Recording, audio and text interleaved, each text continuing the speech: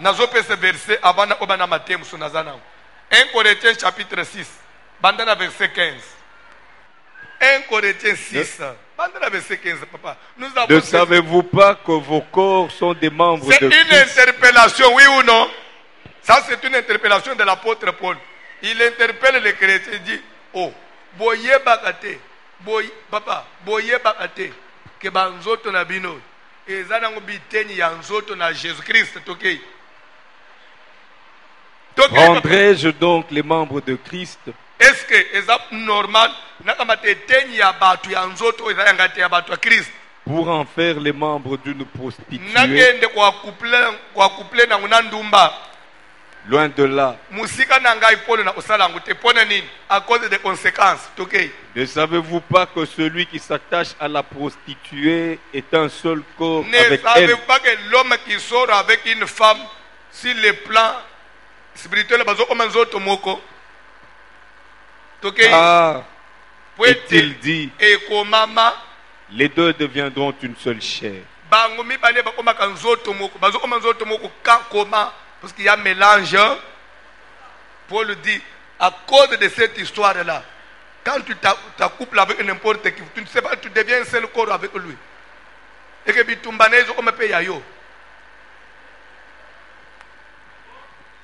et que le sang se mélange.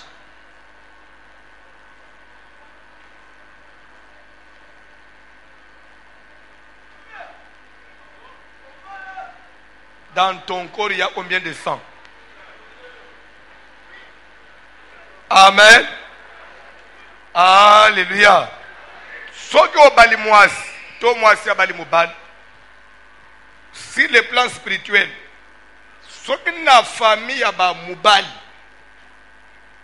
baloba ke basi ba avancer te bana basi ba kende liboso te yo pe okokende liboso te parce que si le plan spirituel ozokoma neti mwana na bango ya mwasi mubali no pe akomi mwana ya na bino ya mubali na famille na yo azokoma na meme bitumba ke bande ono ya mubali et c'est ce fait que famille ya mubali bako lia mwasi ande ona bango famille ya mwasi bako lia mubali ande ona bango yo zokate koko azoyebisa mwana mwasi oyo soko bali mwana ya bato azana mwana te usote yo boti te akokufa soko akufa banene ba oboma ye la loi de la famille ya sœur et awazolo takatiye akatiye na ndenge nini tozotanga Jérémie 35.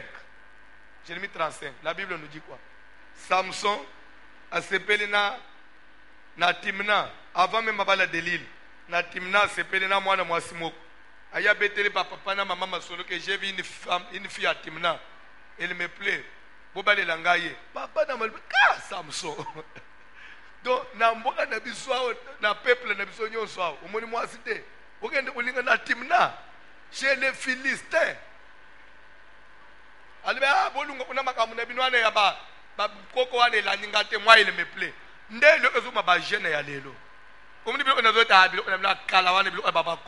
Moi je suis pas là. Samson agenda kusuka likola mabolongwana ya Delila. Suki ya olongoni. Ba jeune bazo kufa lelo kozanga koyoka. Kozanga koyoka. Famille nyonso za kokota te, olingi koyoka te. Asepele na ye. Amemangana poto.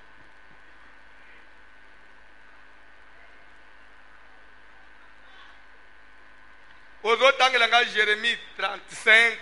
Je mis devant les fils de la maison des Récapites des coupes pleines de vin.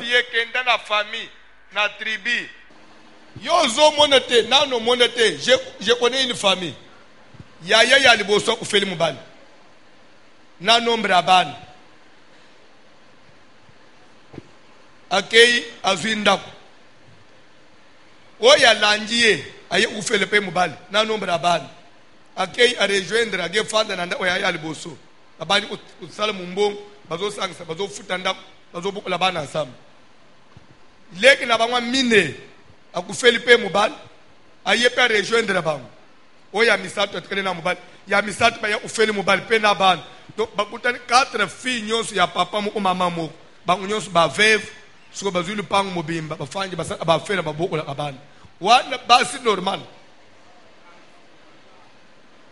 tolo bake eza ba coïncidence mibala ba ufika par hasard.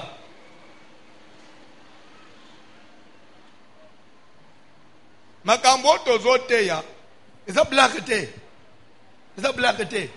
Mubale ko dala na mbongo aza bien. Mais il est de quelle famille? Aza na hotel nini ezolanda ye. Famille na bango batonga hotel nini. Oko souffrir, oko baby se vino mwana mwasi pamba na mukilozo mono. Na silika mukolo moko awa na jifla ka mwana moko ndoki awa. Soki en 2010, on avait un couple ici. Baba ndoko fanda na komina isha sawa. Na kole be même avenir ça peut problème te na isoki banda na isoki awa. Na komina inchasa. Ba utaki kasai. Baze ku travailler na zandu. Baze ina mesa moko. Mesa nzamba sungi bazui magasin. Bazo travailler bazui magasin ami balé. Baba ici troisième magasin. Mbale banyo kende China zoya. Mbongwe mati. Baza skona baza ba un jeune couple. Baza na bana mike. So nani akobana etengi skoyo mubali ayibisi mwasi biloko komi ebele ba travers ba komi ko yib. Oza pesa nse oya kazandu. Osi bepe ba magasin mususu. Na kodela tengamo na kotawo. Oza pe na magasin ozo gérer ngape na zo tala mibale. Sko bana soki bake classe baza mike. Nana kabandu kende ozo bana na classe. Mobala bino siteleleka ngana zo zonga na ngandanjika na village na biso. Nakende ozo leki na ngamoko. Sana ya na ye totangisa peye mais atale akenda ozo bana kuli azasuki ya bimi azibana ye na bango. Na tongo yo tikibana na classe oye musala suki ye pe abimi pa na ke ozo azoki na bana na ndako atika anabana. Mobali oya futi avion mbushimai azui camion ngandanjika. Akomi ye mubali azaki mwana ya premier lit. Mwana ya mwasi aliboso. Papa na mwana ko bana basi mususu. Ndazaki na bana ya mikesi oyo. Ndage ozo mwana ya cousine na ye kwa. Mwana muko ya 13 ans. Aye na ye. Lera ye na ye nde bakomisi ye pe na école muko na bana oyo ya ye.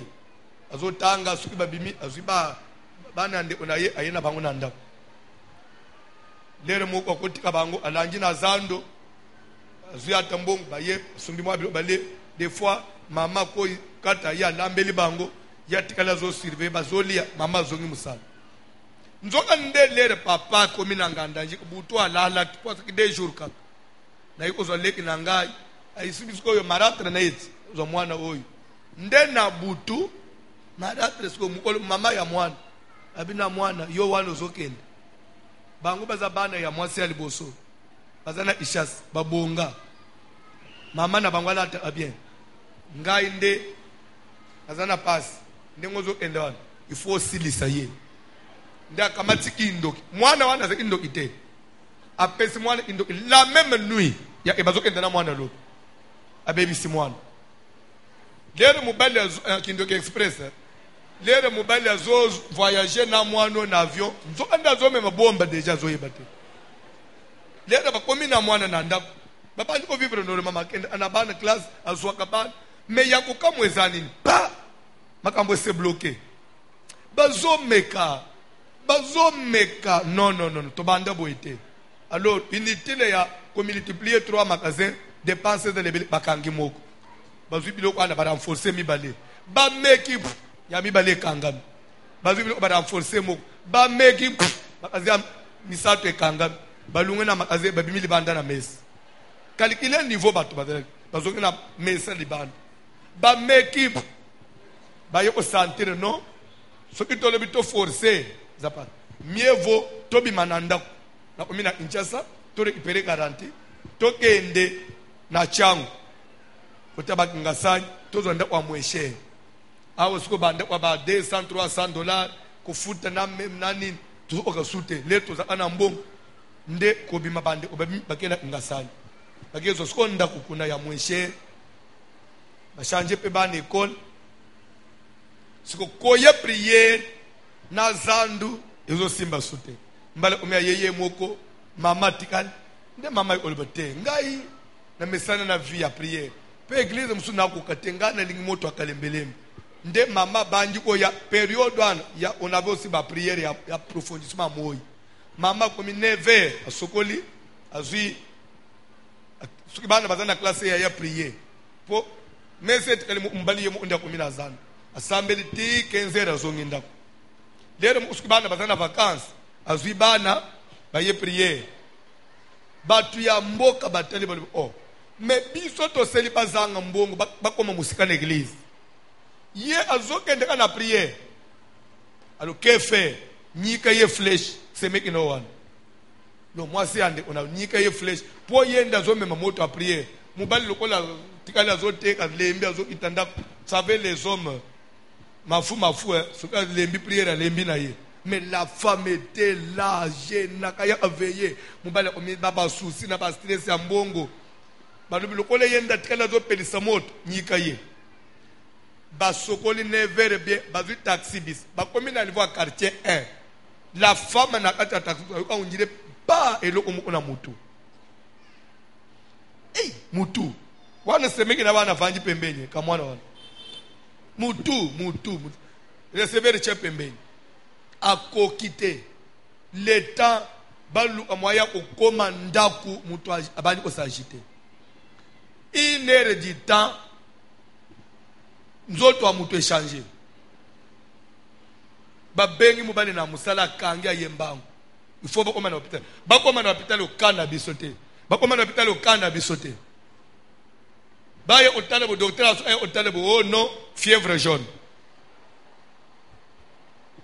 batale bo oh non eza mélanger na méningite na joie babenda maya mukongo basala boy 3 jours après moi c'est akufi lero tokomi suko na matanga tofanji nde na moni mobali aye salinga signe papa leki na ngai aza lesete alubi yaya ne manque pas pasteur to solo nde sola na leki na tuna nini mwasi ya yaya esprit na ye telemeli ngai telema azeki mwasi ya mabonde esprit telemeli ngai nazo mona kaka mwasi ya yaya telemeli ngai le telemele yo ne kamonini ngamu tuna bumi mwasi ya yaya nde abanji bisolo ndenga mama na bongwa baby sakiye ndenga kanga emisala nde onaye ndenga ye uboma mwasi ande onaye na jifle imwana wana ndo na lungo ina na mulibu je m'excuse mais chamoko na mituni mwana mwasu akenyi na mabele azotika bana misato mubesu moins de 30 ans azokufa na famille ya batu mususu na tuni mwana tu l'as eu comment oh pasteur bomuni bilo ebele to yekola kana ba entretien na ba ndoki na bandimie na tuni comment tu as fait pour azande kuna pasteur ozo jani yo pozo tuna wana mais déjà le kola bale inde kuna biso za ya bisot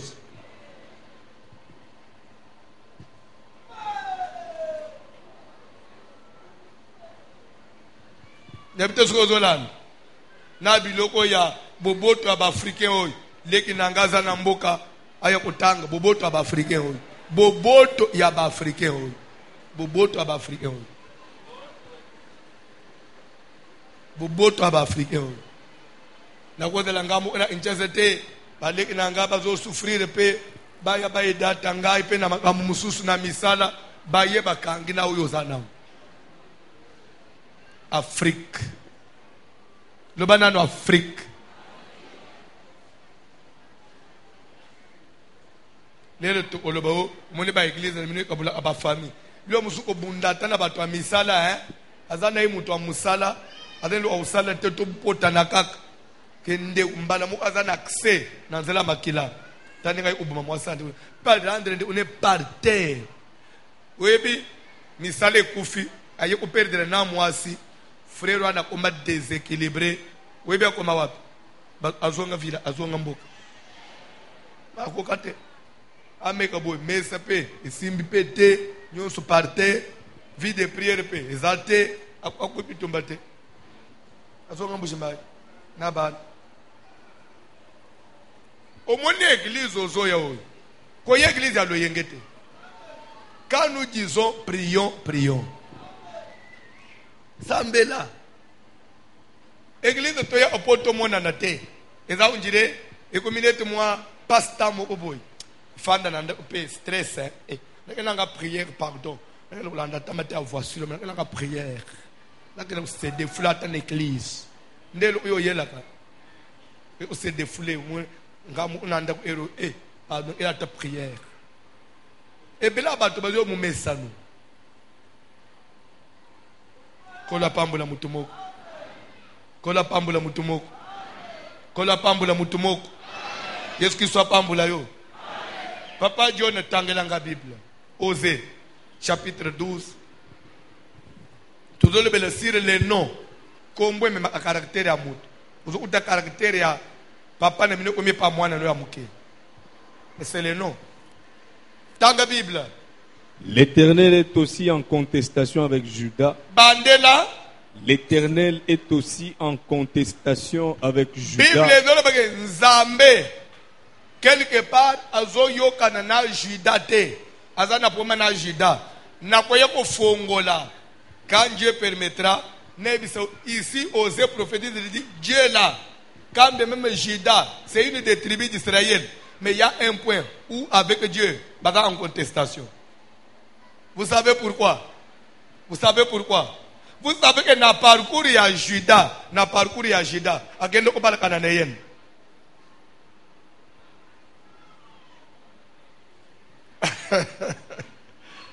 Tout ce qu'un homme peut poser comme acte, yoka. Quand même Dieu a laissé faire, il dit, je suis en contestation. Na point one, na Judas. Abuga imube. Tanga Bible. Et il punira Jacob pour sa conduite. Bible Jacob a matakita. Nzamba ko punir ye pour sa conduite. Dieu punira Jacob pour ça. Pour dire que makamu musu Jacob andreki ko bika na vie na ye c'était une punition de Dieu pour sa conduite. Quelle conduite papa oyo nzamba zo punir Jacob? Papa Dieu ne tanga Bible.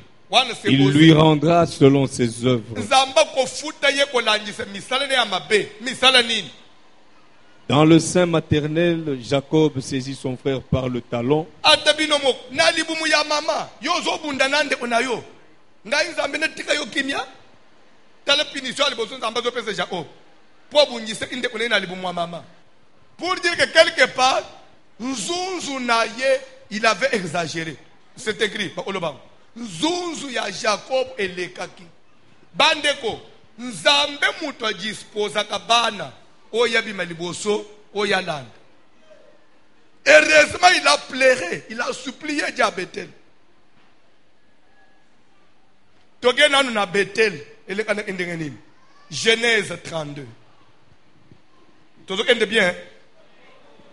On dit, là, Dieu nous a parlé. Ça c'est, Dieu nous parle.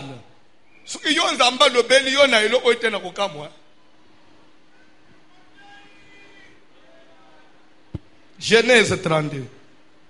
Tout ce qui est Bethel.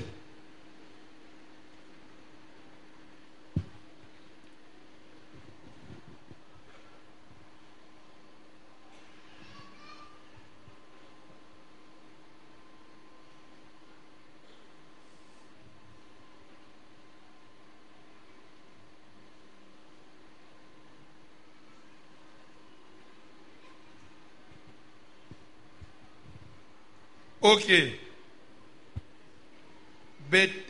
Genèse 32, aux dans le verset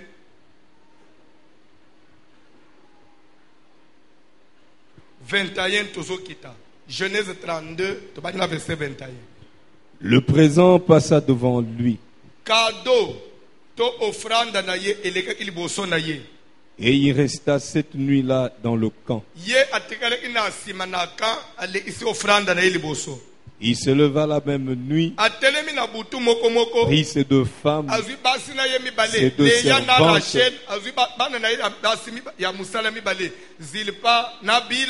et ses 11 enfants,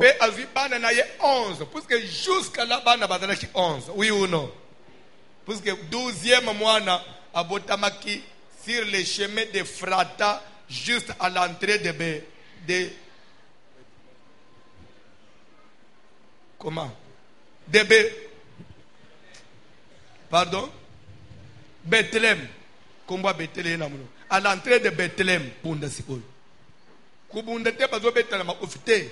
Mutwana zo tindika Jacob pour se libérer na maboko ya Jacob akeni. Jacob bazo ba okoleka te. Yo foye bisanga uchi wapi. Yo ozanan. Erona atikati ya zamu. Yo zanan. Uzo tambula yo moko. Uzo banga te. Nzoka nde l'Éternel des armées.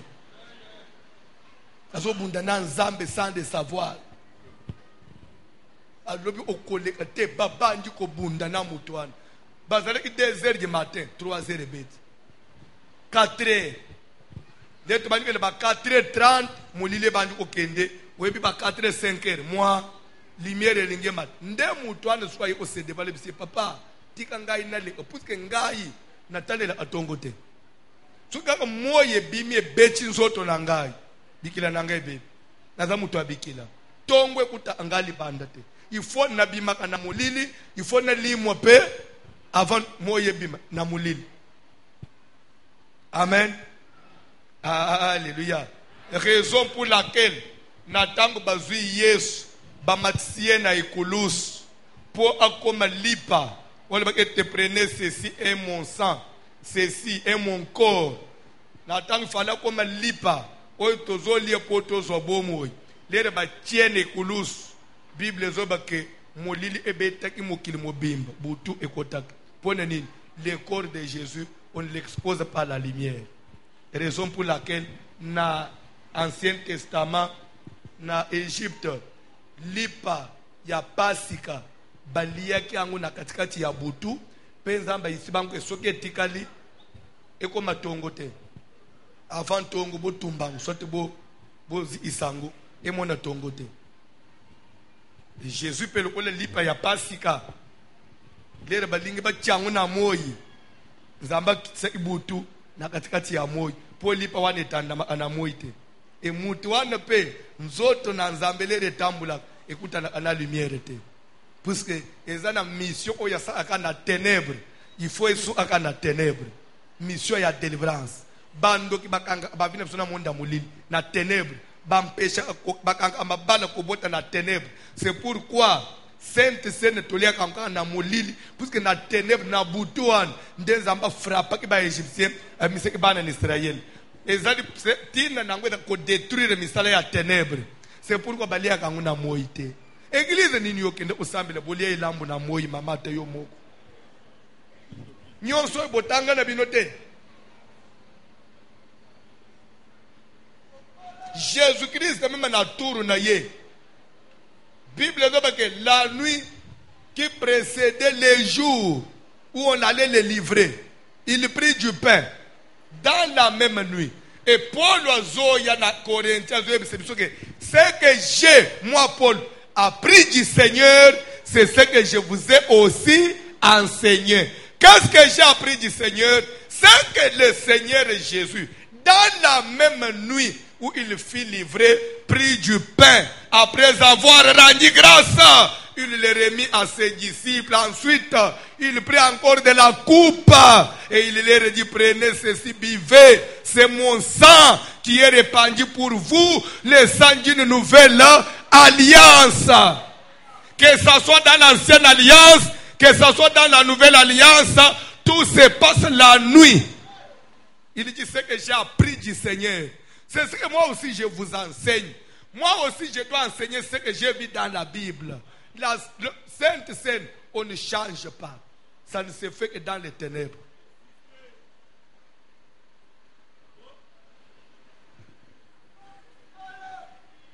Mukolona omona aseka babandi kule Sainte Seine na moyi.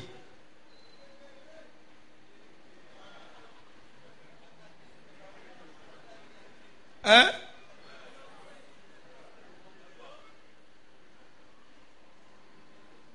Hein?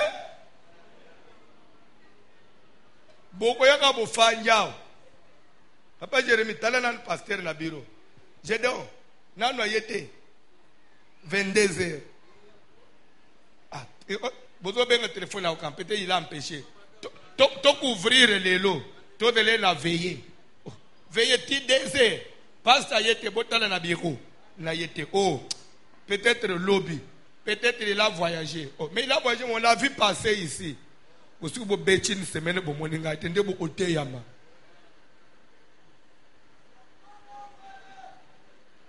C'est moi, Namaya Selenini.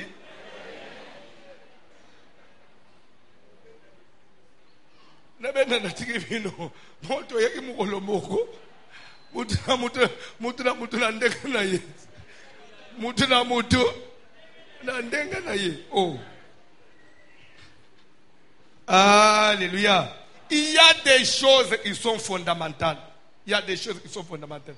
Mais ça des banalités aux hommes aseka baby aseka baby pona nini o po pasteur mo ya braza lungwe aseka baby bana ututobota ka balungwa ananda kaka ini communauté na lobi mabe église na bino. Qu'est-ce qui ne va pas là-bas? Tout na bangu, qu'est-ce qui ne va pas? Yo même na moi sur na boswana te Yesu ba yeko li na ye balungwa. Jésus était mauvais. Ba yeko li boni balungwa na équipe ya Yesu. Batu musu bazanga biloko musu yako ko condamner na ko bato yo pende ozanga amangana.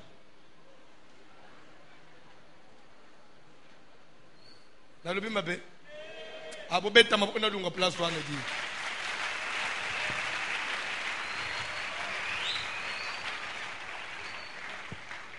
Tanga Bible papa na lingena kata. Il lutta avec Dieu. Alors un homme lutta avec lui jusqu'au lever de l'aurore. Voyant qu'il ne pouvait le vaincre,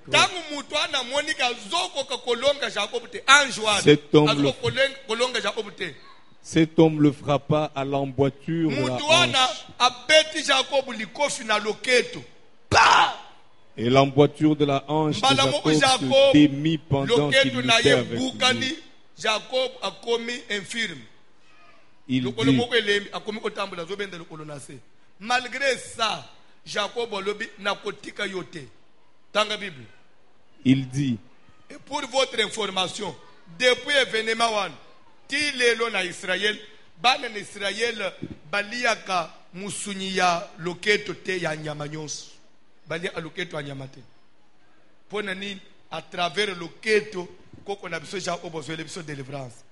C'est écrit dans la Bible.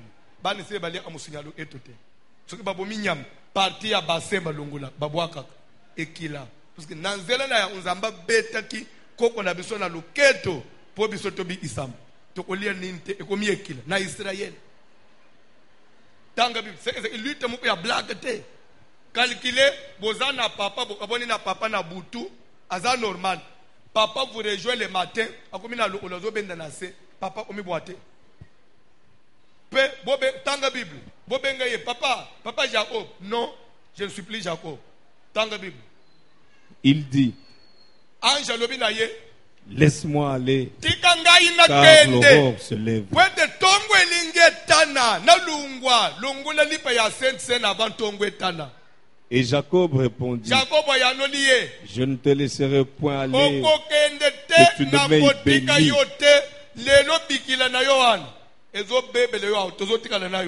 Il lui dit, je ne te laisserai pas sans que tu m'aies béni. Je me pose la question et je voudrais que tu te poses aussi la même question. De quelle bénédiction s'agit-il? Moi, ne m'oublie aboti na bas 4 azana bana 11 mwana mbalo azana batwa musala ebele azana bibwele bangombe biloko ebele mais il réclame une bénédiction. Il avait besoin de quelle bénédiction? Que personne ne te trouble. Avoir des véhicules, effectuer des voyages, ce n'est pas une bénédiction aussi longtemps que vous vivez encore sous des hôtels. Yemo mutozo imbongo ayebaki keze imbongo muko ya kimyete. Kozwa na ngai ezaka ba sacrifice. Kozwa na ngai ezaka ya matata. Kozwa na ngai il faut na bunda. Kozwa na ngai nazo alokola baninga te. Ça ce n'est pas une vie. J'ai besoin d'une bénédiction. Seigneur, je ne suis pas encore béni. J'ai des histoires que j'ai eu mécaniquement. Il y a des gens que vous voyez, ils roulent na mutuka, Mais il y a un mécanisme pour te potambola na mutuka. Est-ce que c'est une vie? Pendant qu'il est écrit, la bénédiction de l'Éternel, c'est celle qui enrichit et il ne la fait suivre d'aucun chagrin. Pourquoi ta bénédiction a-t-elle des chagrins derrière? Jour nino ofande stable, ofande pe kimia, ozotonga bandako, ozana nyongwa mutu te, ozana trouble te, ozana bitumba te, ozobangelelo ote. Libala yo fanji baninga bazolula yo, na bala na la telo kola mama tel, libala ba finga, asuki ba fingi mama ba fingi na papa. Suko la chobi mini église tozo mono mwasa pambula, libala wana olala kana kufinga, pozo mbongo fo ba finga na babo elonase. Ndeli bala yo bato bazolula suki ba yebaka. Po bozo epe mutu amuko itine église ba couple bien.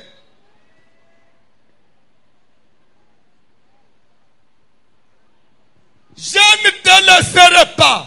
Jacob avait compris que sa vie avait un problème. Et dans la bataille, il y a apparence, mais il a un problème. Dans la Bible, papa, il lui dit, quel est ton nom? S'il vous plaît, écoutez un peu. Quel mariage sans que tu m'aies béni? Qu'est-ce qu'il fallait? Le simple, c'était seulement de dire, je t'ai béni. Non. Que je te bénisse, monsieur. Quel est ton nom? Pour dire que le problème de ta bénédiction réside où? Na kombo na yo. Bitumba nyonso ya vi na yo. Tu na kombo na yo. Tokeiko? Et il répondit, Jacob. Mon nom est Jacob. Il dit encore, l'ange de Dieu a l'obilissus. Ton nom ne sera plus Jacob. Ton nom ne sera plus que personne n'a mukila bengo sous Jacob. Kombo na Jacob yokamate. Na vie na yuko bimisa sous kombo à Jacob te. Ça ne sera plus Jacob. Puisque ta souffrance il y a ce nom-là. À partir de la circonstance au botamak. Ndengo simbaka ndeko na lokolo. Pona basi wana, c'est que yo zamutu mukwa matata. C'est pourquoi il y a yo vie, il faut jouer na matata. Au balibasi na matata. Aux ozobozui na matata. Ba voyage ya matata. Nde ezo liye yo. Tana hotel ya malere na yo yango. Kombo matata. Balbungu le kombo a matata. Kombo ne comme Israël. Mon frère, il faut qu'un hôtel dino tombe.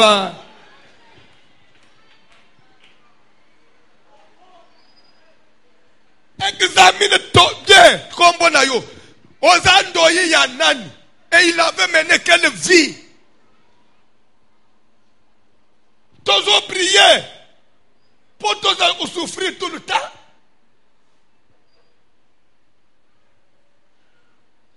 Ba oy babala te. Bazo bote. Yo zui liban. Kobote zate. Famille na bino esale. Non, sans dessus dessous. Lero ozaki na mbongo ozana bana te. Lero banju ko bota bana mbongo kimi na maboko. Pourquoi beaucoup sont mis balete? Il faut que l'homme moko kende nde maîtriser mususu. C'est une bénédiction. Jamais.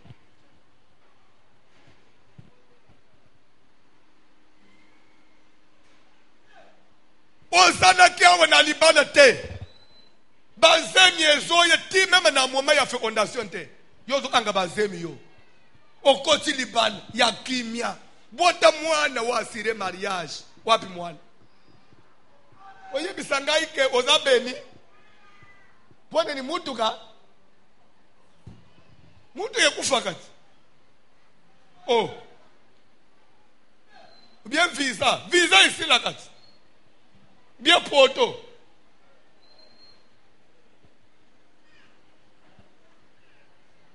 Ton nom ne sera plus Jacob. Ozo mona même pongai ange na pambola yo. Ti ozi defo na loketo. Est-ce que nde vi ya mutu? Eza na bato. Lelo tozo mona na mbongo. Mbongo nini? Oyo kenda olala omeleti na ba maya kasai. Obela na ba mibe lelo komi na ba estoma ezanga suka.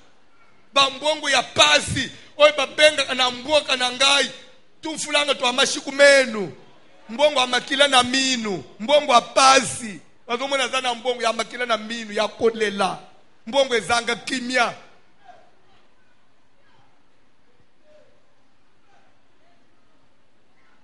ifo akauka mungongo akauka na moya zandu journée mobimba poteka nde na poko zo bozomone mama za bien papa za bien musalini asalaka ateka ka wapi likolo a moyi nyoso esila eye na nzoto asombela ngona chapeau ya munene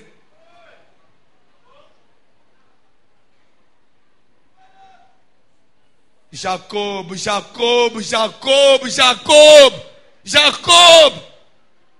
Kino tangu nino kosese kozala Jacob Tapa John ton nom ne sera plus Jacob.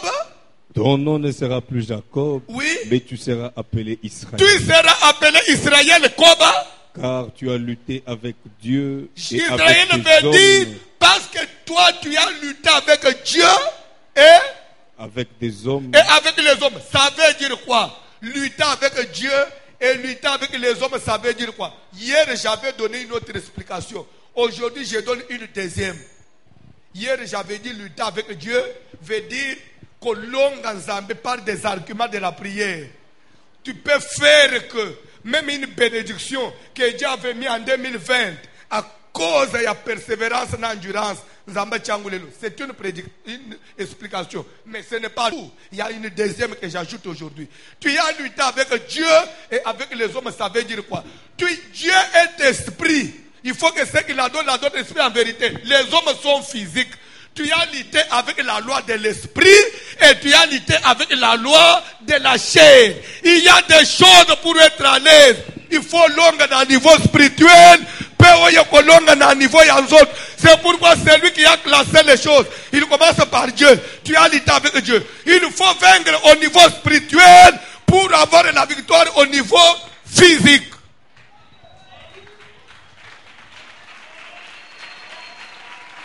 Est-ce qu'au niveau spirituel, tu as déjà arraché la victoire? Mais comment tu veux maîtriser le physique?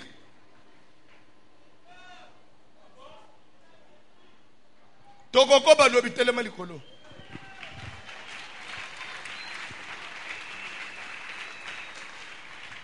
Sro boyo koloba ke tozo te ba hotel tozo copier bato. Obiso tozo te kokanina ya bato.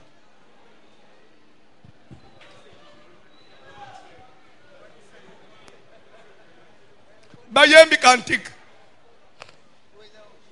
Bayembi kantik.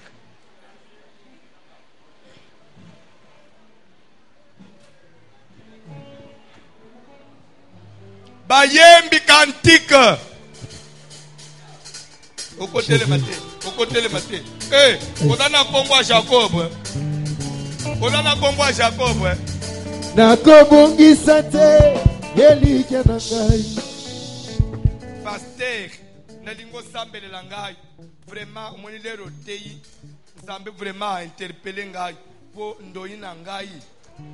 Azek ndoki moyen te papa. Bon, ce ndoi do azek ndok bongo yozanan.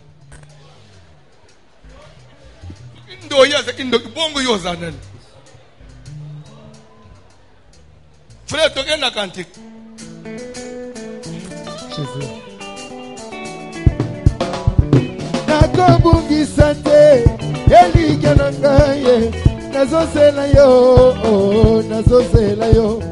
ngai nakobungisa te elike na ngai nazosela yo Yesu mwana Nzambe nakobungisa te elike na ngai nazosela yo nazosela yo nakobungisa te elike na ngai nazosela yo nazosela yo ngai nakobungisa te elike na ngai nazosela yo Yesu nakobungisa te elike na ngai nazosela yo Yesu mwana Nzambe nakobungisa te elike na ngai nazosela yo nazosela yo nakobungisa te elikya na ngai nazozela yo oh nazozela yo mwana batima yo wakelandi wambaza mukalenga wanyewe beswanya tabale mwana batima yo wakelandi wambaza mukalenga wanyewe beswanya tabale kundaga ni bwale kufishi bundu zambi wai bema webe lolo kuti papa kundaga ni bwale kufishi bundu zambi wai bema webe lolo kwachisha koku zambi wai ukalenga wanje bema webe lolo kuti zambi wai ukalenga wanje bema webe lolo kuti akayani tena kumbana mwakweza bwana kayani zambi wani tena kumbana mwakweza bwana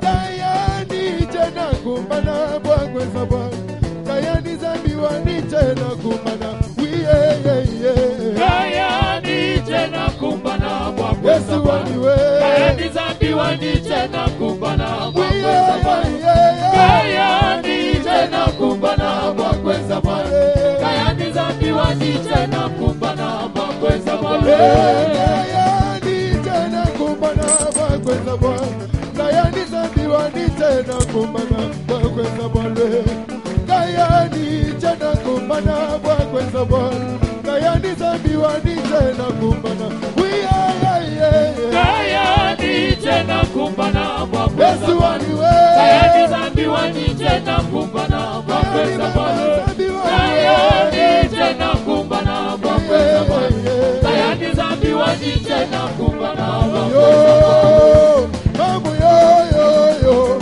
mamu yo ema yo mamu yo mamu yo mamu yo ema yo hey mamu yo mamu yo mamu yo ema yo mamu yo mamu yo ema yo wala boshi adigenge mamu yo mamu yo ema yo kuna ni mwaka ya digenge mamu yo mamu yo ema yo hey mamu yo mamu yo mamu yo ema yo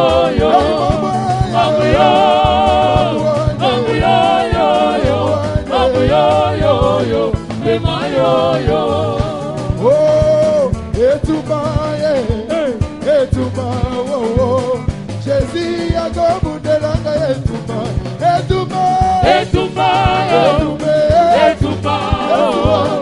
Jésus akobudelanga etuma etuma Jésus akobudelanga etuma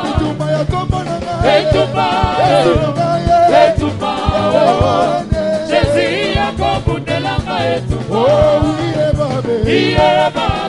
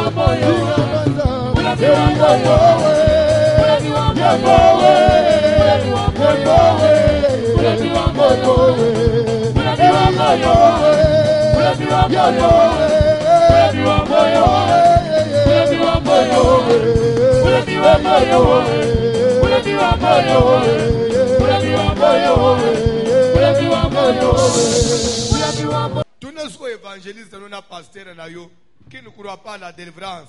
A expliqué.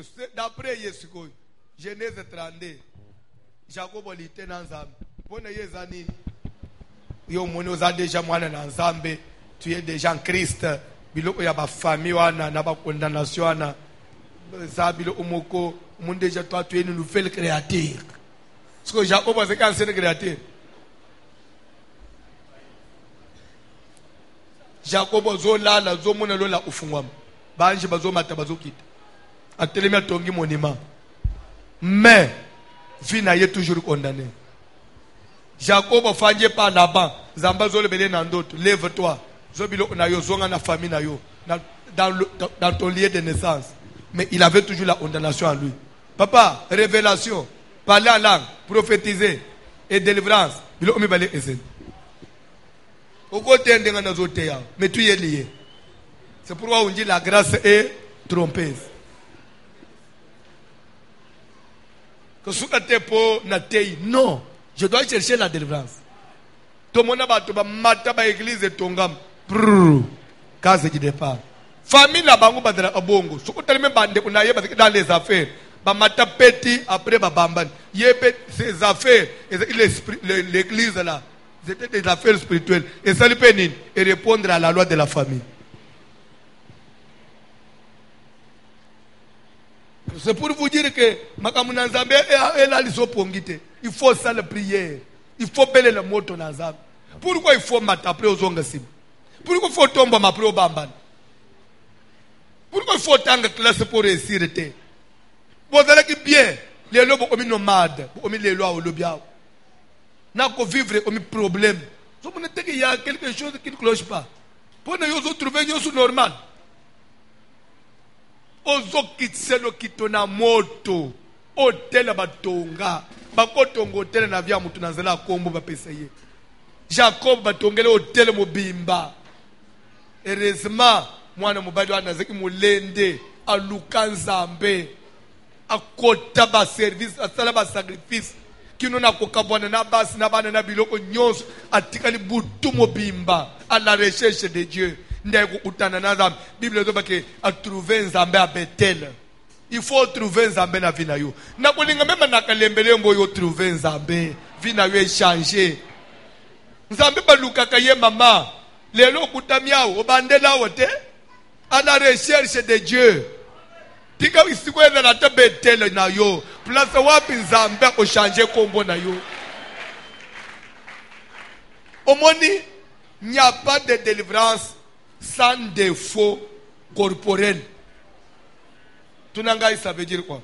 Jacob pour combo changer. Atikala na mboitir de la hanche na défaut. Omoni, pour to comme na délivrance, il faut au comme na estomac moko chronique ya ba gêne.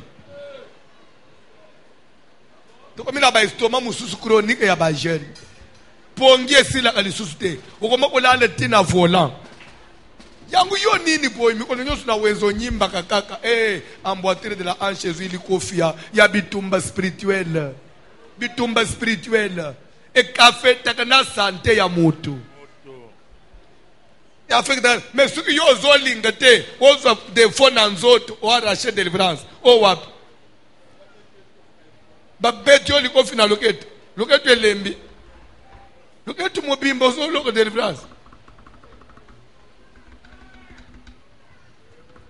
Ba jeune ozo beti une semaine au lelo amalonga te okomi po jour okolie po sala sele ya liboso et mission na hémorroïde omoni niveau to komi na loketo makofi ya Nzambe loba na makofi ya Nzambe ebele baseba ki makofi ya Nzambe tika après likofi ozo pe délivrance vie peut changer moto ekita ekende ko renverser ekende ko panza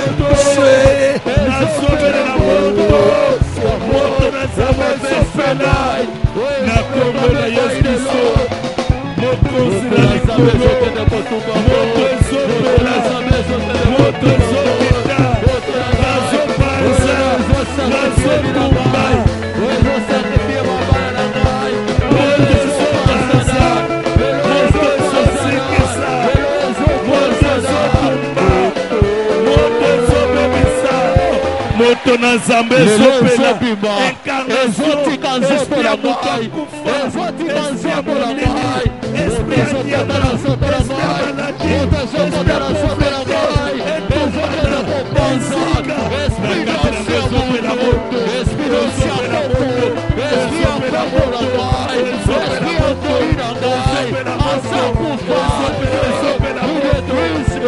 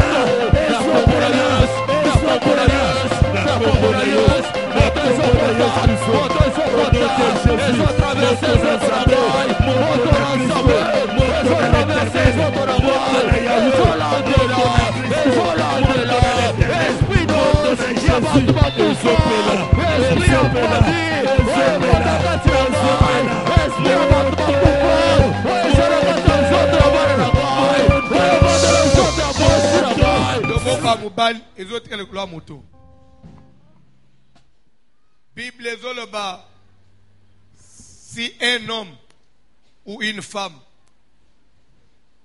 ils ont en eux l'esprit d'un mort. On n'a pas dit l'esprit des morts. L'esprit des morts, on dit l'esprit d'un mort. C'est quelqu'un qui est déjà mort, mais son esprit se trouve en toi. Mais les longs na obomayote, nazo bomande, nazo lapide d'esprit wan. Ya muto kufa na kati na yohan.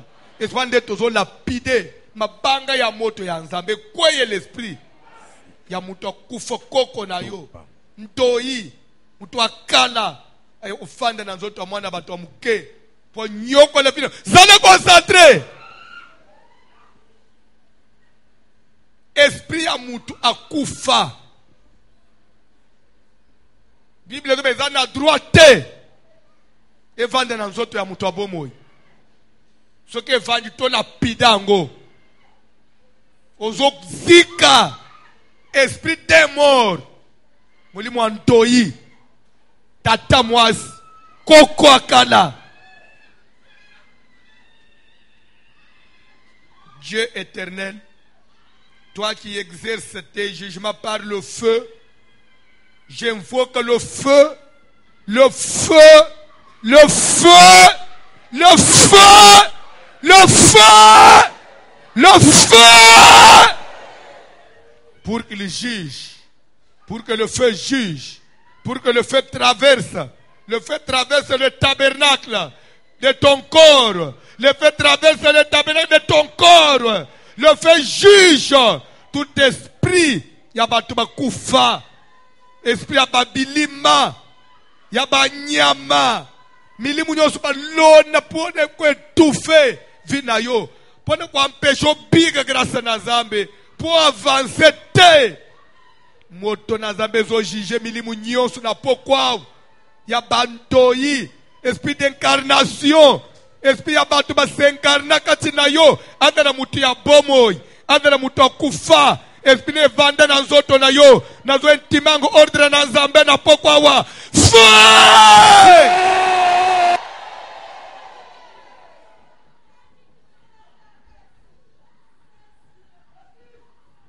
la main de Dieu n'est pas courte pour sauver. Abima Abima Moli mwane Bima Ebima Ebima au nom de Jésus-Christ. Esprit nyoso s'incarna. Et s'incarna. Et s'incarna. Même si ma ya kombo. Si ma ya kombo. Même si ma ya cérémonie moko basala. Moto. Fait.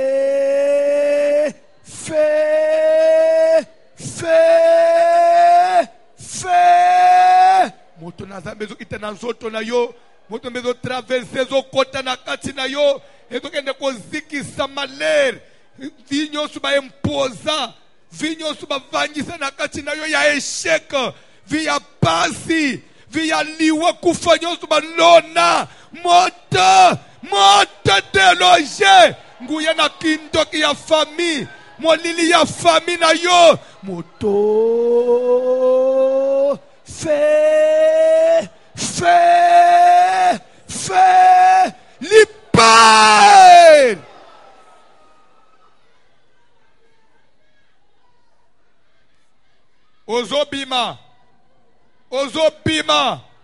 Ozobima. Na benga niyo na kombo na Jésus na pokwao. Afungwami. Vina ye fungwami. Via moko na moko zo fungwama. Misale zo fungwama. Mabale zo fungwama. Maternité zo fungwama. Au nom de Jésus-Christ. Au nom de Jésus-Christ. Milima bezo bima. Esprit humain. Les esprits des morts. Yabatuma kufa. L'esprit des morts. Nakati na yo. Esprit à cimetière. Esprit à revenant. Esprit à revenant. Esprit à revenant. Ya mama kufa kala. Afanda nakati na yo abima. Esika neza cimetière. Azonga na cimetière. Akanda na cimetière. Abima. Bima. Kanda.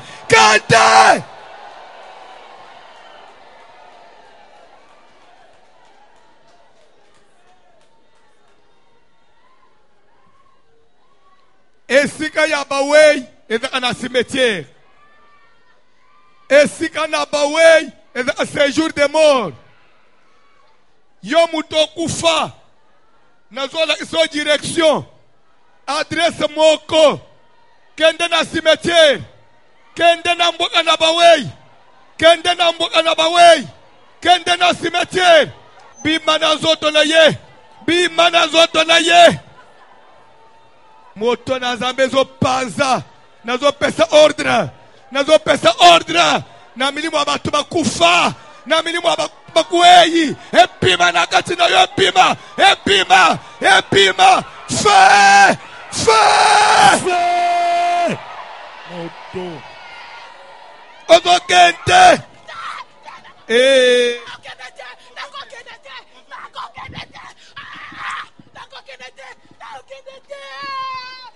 Mwalimu wa mutakufa.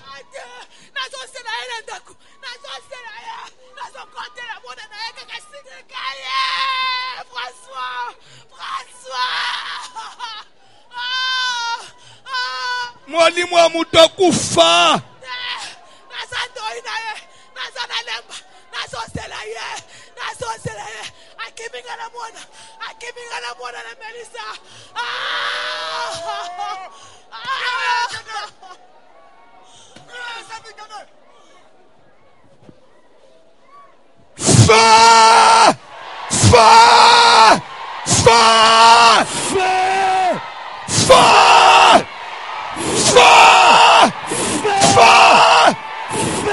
Ozokente bakufa.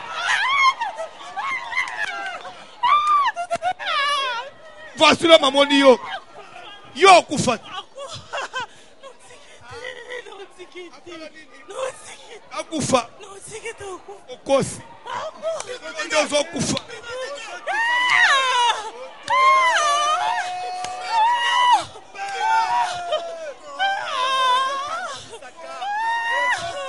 Agokufa te.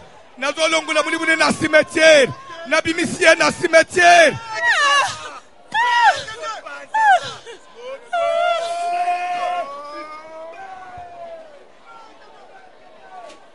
Fire!